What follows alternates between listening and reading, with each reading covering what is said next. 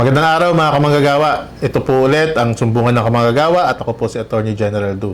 Dito po sa ating show kung saan dinidinig at sinusolusyonan natin ang mga sumbong at hinaing ng mga manggagawa.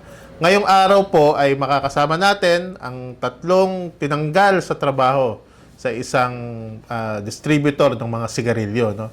Papasukin po natin muna sila. Dito. Magandang hapon po.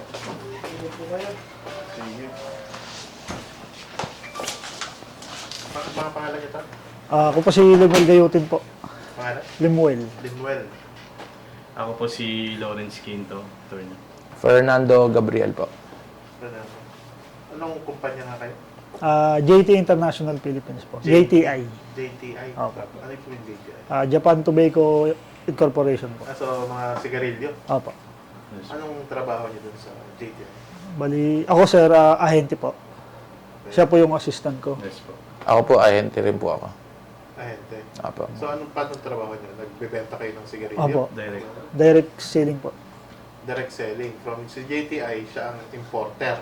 Ganun. Opo. Bali, yung stock ni JTI po, dinadala po namin sa mga tindahan. Anong klase mga tindahan? Mga maliliit na tindahan? Opo. Maliit o malaki po. Mga grocery, meron din. Meron din naman po. 7-Eleven. Ganun. Pagka 7-Eleven po, bali ang tawag sa amin dun sir is key accounts na po may Key hawak. accounts. Opo. So, hindi na sa inyo. Hindi na po. Pero JTI may ganun din. Opo. Kayo doon sa mga maliliitan na Opo. grocery. Kumbaga per na- barangay po yung ano namin. bakit kayo napunta dito? Ano bang Actually kasi sir, ang reklamo talaga namin is illegal dismissal po yung kinaso sa amin. tinanggal kayo? Opo. Ilang kayong tinanggal? Bali, Anim po. anim po sir. Yung tatlo kasi sir, di pa po makakarating sa ngayon eh. Sayang sana kung nandito Ahente sila. kayo lahat na Hindi ho. Bali, ahente sir, Apat. dalawang ano po, dalawang assistant. so, ba't daw kayo tinanggal? May ano naman sir, no? Bali, meron silang inaudit sa amin. Anong inaudit? Kumbaga, yung tindahan, sir, binigyan ko ng benta, pero hindi naman siya bumili. Okay. Kumbaga, ang nangyari, sir, may isa akong tindahang wholesaler na may utang pa. So, nakiusap sa akin na bumili ng stock muna kasi wala na siyang stocks. So, utangin niya muna. Hindi, cash po, cash. Okay. Kasi hindi ko siya pwedeng umutang pag may existing na utang pa siya. Opo. Okay. Kumbaga, pinagbigyan ko, kasi alam niya rin may promo, binigay ko rin po yung promo. Tapos, para lang humabalanse yung stocks, niresibo ko po dun sa isang tindahan, na cash din po. Okay. Para, ang ginawa ko sir, para mag-force balance po lahat eh. Yung pera po, tsaka yung stocks. Okay. So, ang nangyari sir, edi okay na po. Nagbalanse na po yung stock. Sumaga, wala kaming variance sa stock, wala rin yung variance sa... Kunwari, ang nangutang itong isang walang utang dati. Parang gano'n. Opo. Pero cash po na tindahan para Pero magbalanse. cash niya binili. Opo. Tapos kunwari, itong may utang na hindi pwede dapat umutang, kunwari siya yung cash. Opo, ganun. Para bumalanse. Para i-balance lang po. Okay. Good faith naman po kasi sa kumpanya namin sir is hinahanapan din kami ng KPI. So yung mga KPI na yun sir, kinakailangan namin lagi yon. Lalo na pang buying outlets, kailangan yung outlet mo laging bumibili. Tapos kailangan yung outlet na yon So, dapat maraming maninigarilyo pala. parang ganun. Kasi halos sa totoo lang sir, no, yung JTI talaga sir maganda eh. Napakagandang kumpanya po, wala ho kaming masasabi doon. Kaso ang problema lang po yung mga taong, siyempre yung mga nasa baba, mga supervisors, mga ano, yun po yung parang nag-ano sa kumpanya eh. Naghahari-harian. Opo. Apo. Oh, yun, tama. Punto. Normal yan. So, ang nangyari sir, okay, di nandun na sir. Na-audit kami. Okay. Which is inamin ko naman kasi totoo. Wala naman po akong ninakaw. Wala. Kasi wala. Wala. Hindi mo kumita dun eh. Wala, di ko kumita. Pinagbigyan mo lang Kung tutusin nga sir, ang nangyari talaga sir, nag-abono pa ako kasi wholesaler yun eh.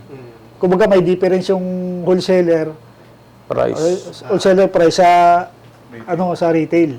Nag-abono pa ako. Siyempre, kailangan ko lang ma-meet yung hinihingi sa akin ng magkano company. yung abono mo? Maliit lang naman sir.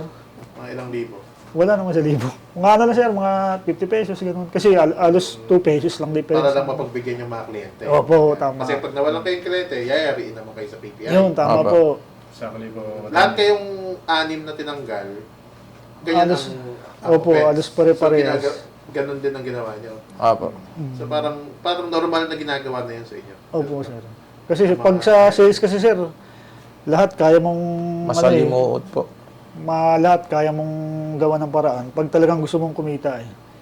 Yung gustong kumita mo naman yun, good faith naman yun kasi wala ka namang ninakaw nga. Para sa Kumbaga kumpanya. dumiskarte ka lang At para sa magbabayad kumpanya. pa rin naman yung mga yun. Yes, Apo. tama po.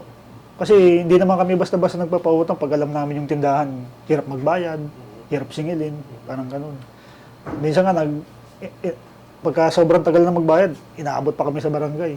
So meron ba siyang damage sa kumpanya? Wala po talaga, sir. Eh. Walang damage. Wala po Wala talaga, po. sir.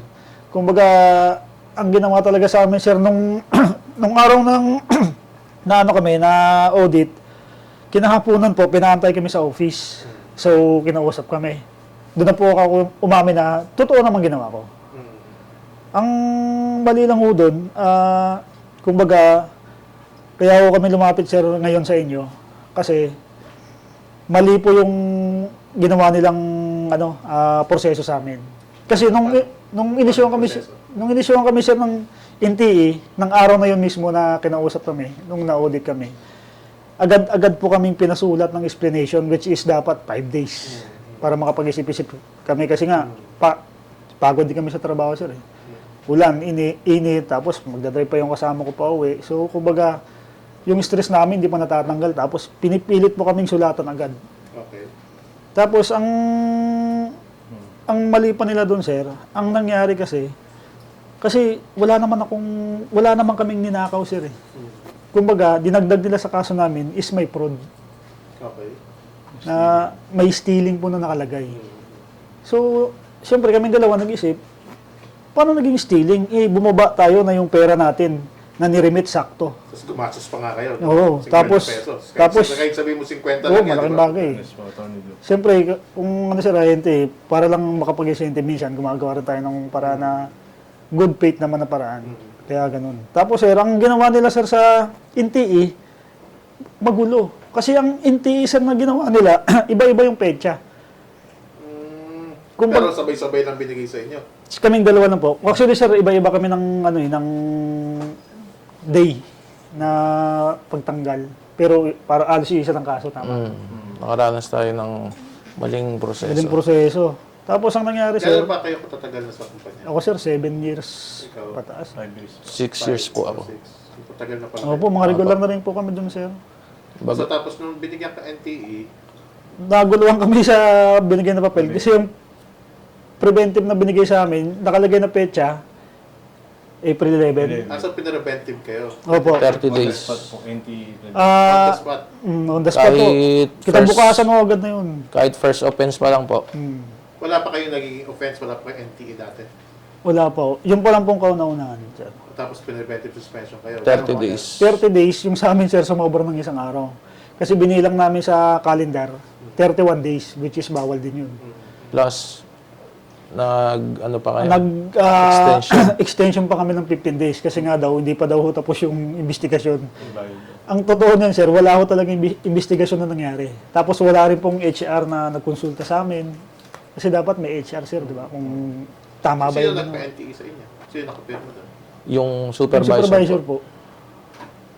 Tapos gaano katagal ang preventive? So, na-extend ng 15 days. Nag-extend ng 15 days, sir, pero pinutol nila agad eh. Kasi inisyuhan na kami ng NOD. NOD. Pero so mga ilang araw kayo nakasuspend bago yung NOD? 30, ilan yun? More than 30 ba? 30, Sabihin natin 31 sa days mga- po, Attorney Do.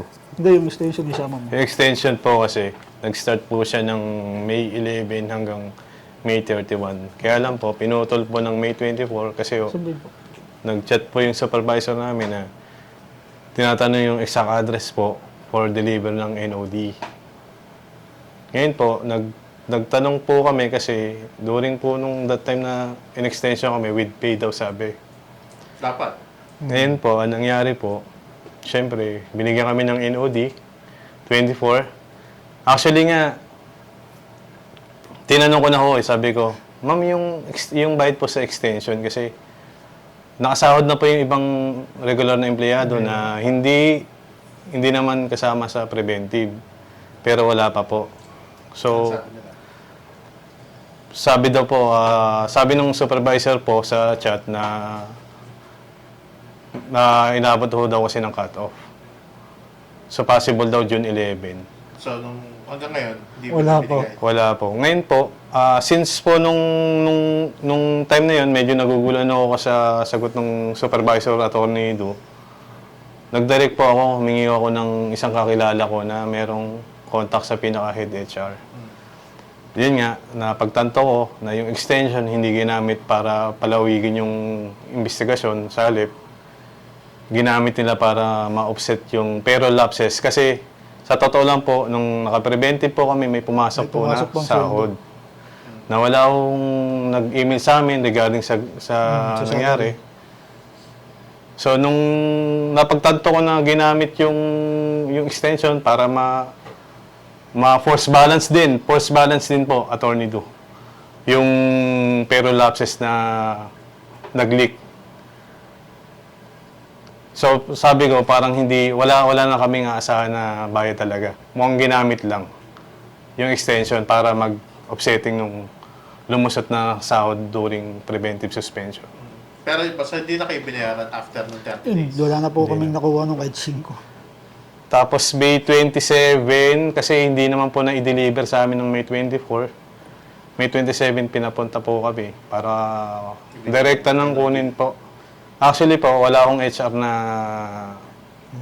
nandoon. Dalawang supervisor Dalawang lang po yung- supervisor lang. Walang admin hearing na Wala nangyari. man lang Wala admin po. hearing, sir, na nangyari kung tama ba yung ginawa ng supervisor namin. So, walang investigasyon nga. Wala po talaga nangyari Wala investigation, po sir. eh.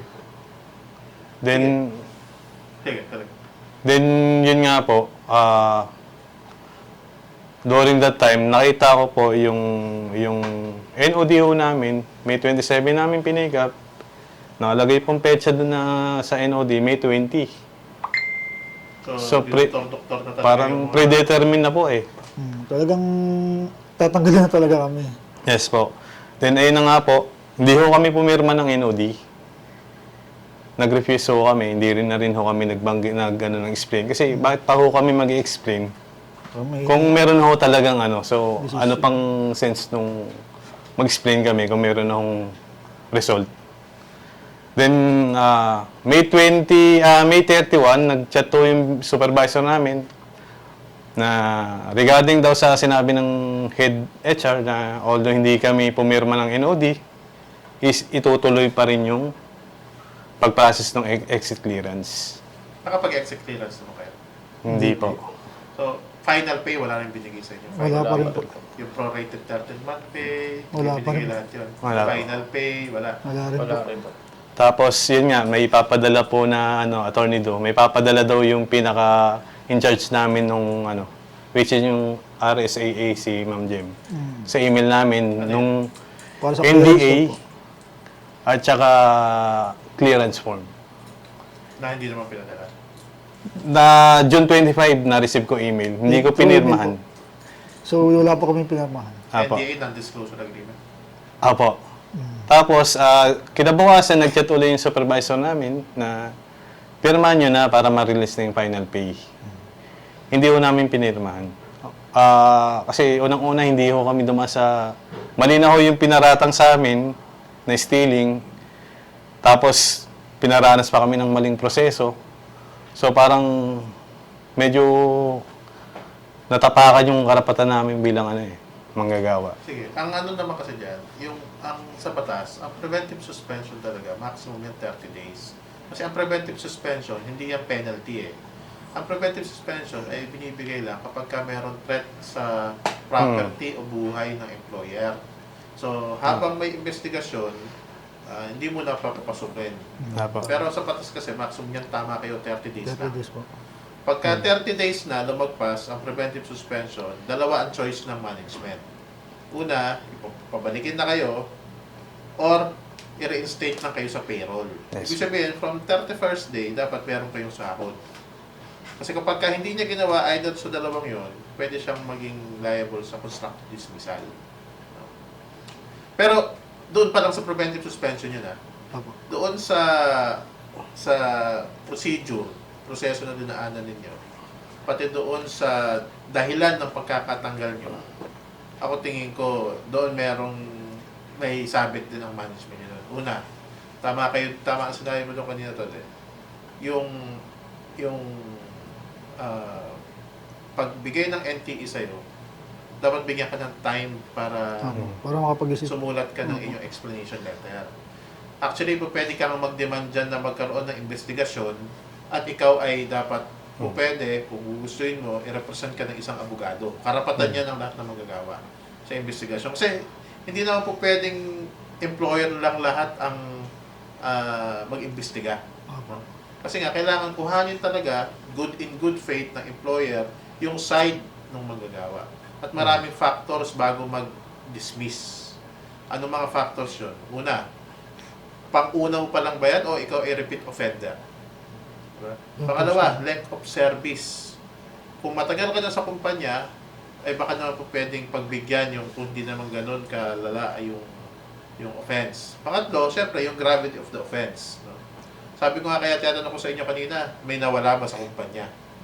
Sabi nyo, wala. Kung totoong wala talaga nangyari yan, ako tingin ko, hindi pantay yung penalty doon sa ginawa nyo. Kasi ano yun, dapat commensurate yan eh. Pagka regular ka kasi empleyado, may tinatawag ka security of tenure. Hindi ka po pwedeng tanggalin basta-basta kung walang tinatawag sa batas na just causes of termination. Ano yun? Mga gross and habitual negligence, yung mga gross dishonesty, willful disobedience, etc. Malala. Kaya may gross eh. Ibig sabihin ng gross, malala. At kapag ka hindi pantay o hindi nararapat yung penalty na ibinigay doon sa offense mo, pwede pa rin maging illegal dismissal yun. Lalo na kayo, 7 years, 6 years, 5 years na, matatagal na, may security of tenure kayo, protektado dapat kayo ng batas. Hindi basta-basta dapat ang pagtanggal sa isang regular na empleyado.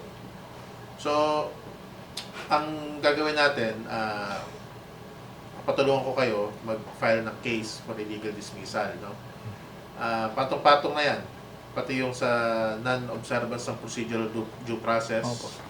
At saka pati dyan sa constructive dismissal dahil tumagal ng 30 days yung preventive suspension. Pati na rin yung sa illegal dismissal din na actual. Dahil nga, ako tingin ko base sa kwento ninyo syempre di ko pa naman nakikita yung mga dokumento nyo. Base sa kwento ninyo, tingin ko hindi sapat yung offense para ikatanggal nyo sa trabaho.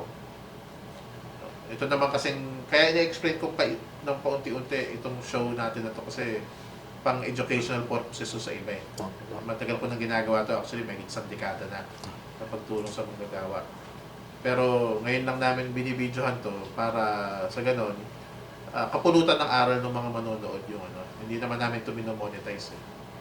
So, kaya ini-explain ko siyang unti-unti pa isa-isa, step by step. Ganun yun.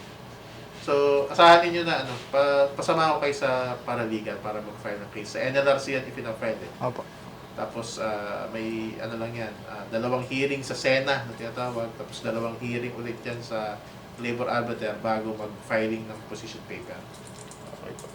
I-assist naman namin kayo. Si Noims, yung aming head paralegal dyan, ay a-assign ng kayo ng sasama sa inyo sa NLRC. Diyan lang naman sa Banawe yan. Dito lang yan sa Manila lang naman yung kumpanya, tama? Opo. Saan bang lugar? Marikina po. Marikina. Yung main office po bali sa Taguig. BGC po. Pero kayo sa Marikina. Branch. NCR pa rin yan. So sa Banawe, Quezon City ang filing nyo yan. Baka meron kayong last message sa inyong employer, sa JTI.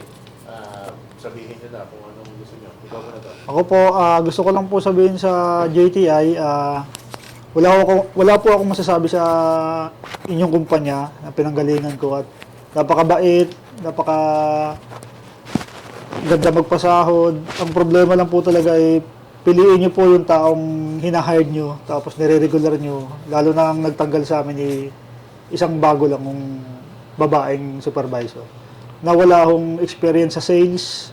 Ang alam ko lang kasi doon, sales siya pero sa Globe, kumbaga malayo yung ang experience niya sa cigarette na selling. Parang yun lang po. Thank you. Ako naman po, nagpapasalamat pa rin po ako sa kumpanya ko kahit tinanggal ako. Pero yung supervisor ko po, pinersonal po talaga ako nun. Yun lang po. Ako naman po, masasabi ko na sa kumpanya ko, sa GTI, sana ho maging observant po kayo sa pagbigay ng due process, lalong-lalo na sa tulad ho namin.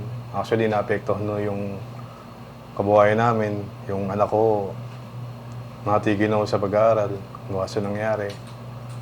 So, sana lang ho, yung mga hinahire nyo na bagong boss, sana ho makatao. Especially manager and TDL or supervisor. Yun lamang po. Thank you po. Ayan po mga kamanggagawa, no? Nakita natin kung paano apihin yung ating mga kasamahan dyan sa Japan Tobacco Corporation. Kaya naman po ginagawa talaga natin itong show na to para sa ganon ay mas malaman ng mga manggagawa ang kanilang karapatan at mailaban itong mga karapatan na ito. Tandaan po natin, no, na lagi ko nang sinasabi ito paulit-ulit, ang ating mga karapatan at interes, hindi po yan hinihingi. Yan po ay inilalaban. At kapag ka po ang manggagawa ay lumalaban para sa kanyang karapatan, asahan niyo po na nandito ang Kamanggagawa Party List at ang sumbungan ng Kamanggagawa. Ako po ulit, si Attorney General Du, at ito po ang sumbungan ng Kamanggagawa.